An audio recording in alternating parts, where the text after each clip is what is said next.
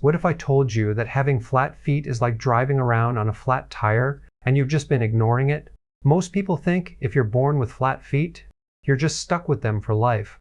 You buy the expensive orthotics, you deal with the chronic lower back pain, and you just accept that you're never going to have that spring in your step. But here's the thing, I personally had flat feet for years, and I wish someone had told me a long time ago that it's not genetic. Think about it.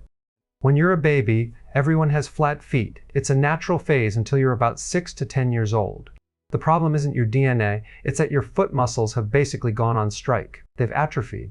And when that foundation fails, it sends a massive shock wave of stress all the way up your body from your knees to your hips, straight into your lower back. But there is one specific high-intensity move that can actually rewire your entire body and rebuild that arch from the ground up in as little as 6 to 8 weeks. We're talking about a total physical transformation that most doctors won't even mention. Hey, if you're enjoying this video, hit the subscribe button and join the family. New videos every week. Don't forget to like, comment, and share. Alright, so here's the deal. Why do we even have an arch in the first place? It's not just there for looks. Evolution actually gave us this incredible piece of machinery to provide free energy. Think of your foot like a preloaded spring. Have you ever watched a greyhound or a pit bull sprint? They have these insanely tight ligaments and tendons that act like high-performance springs, literally propelling them forward with zero wasted effort. Humans are supposed to work the exact same way.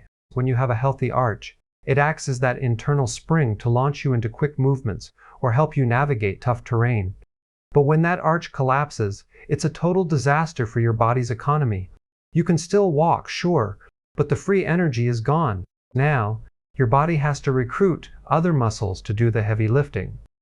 Instead of your feet doing the work, your quads, those big muscles on the front of your thighs, and your psoas, which is deep in your core, have to pull double duty just to move you forward. While those muscles are working overtime, the muscles on the back of your body, your hamstrings, your glutes, and your lower back basically clock out. They get weak, they start to atrophy, and before you know it, your whole posture is falling apart because the foundation is fundamentally broken. It's exactly like trying to win a race on a flat tire. But here's where it gets absolutely crazy. Now, most people who realize their foundation is crumbling go straight for the easy fix arch supports. But listen, those foam inserts are basically a handicap. They might give you some temporary relief, but they're just propping up the problem rather than actually solving it. It's like putting a crutch under a muscle that just needs a workout. If you want to fix this for real, you have to wake those atrophied muscles up. So, what's the most amazing solution? It's something you probably haven't done since high school gym class, sprinting. I know, it sounds nuts, right? But sprinting is the only exercise that puts that spring back into your step. It forces your feet to engage in a way that nothing else can. If you see an older person with flat feet try to sprint, they literally can't do it. The mechanics are just broken. But here's the kicker. There's no other exercise on the planet that activates your glutes and hamstrings more powerfully than a full-on sprint. By sprinting, you aren't just working out, you're literally rewiring your entire body's kinetic chain. It forces the arch to reactivate and strengthens those backside muscles that have been sleeping on the job for years.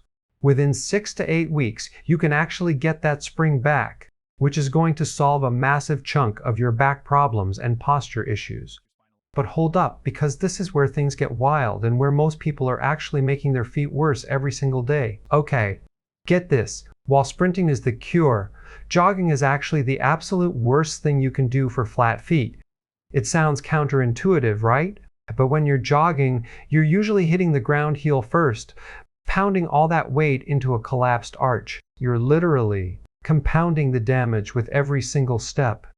It's like taking that flat tire we talked about and driving it across the country. It's just going to shred. Sprinting fixes the foot because it forces you onto your midfoot and forefoot. But you can't just run out the door and go 100% on day one. Your body isn't ready for that kind of heat yet. You've got to prime the engine first with some specific drills. First, you're going to start with a skipping. This is where you're skipping tall, staying light on your feet, and punching your knees up with a steady rhythm. Once you find that flow, you move into skipping. It's the same rhythm, but you kick your foot out and then pull it back underneath you. It feels a little goofy at first, but it's teaching your nervous system how to use those springs again. To really round it out, you've got to add high knees, exaggerating that lift and butt kicks, where you're flicking your heels back to your glutes while running in place. This isn't just a warm-up, it's a recalibration of your entire lower body. And whatever you do, do not start with static stretching. You know, that reach for your toes and hold stuff? That actually turns the muscles off. You want those muscles on and snappy. But here's the part that'll make your jaw drop. How you actually execute the sprint is the secret sauce. So here's the deal.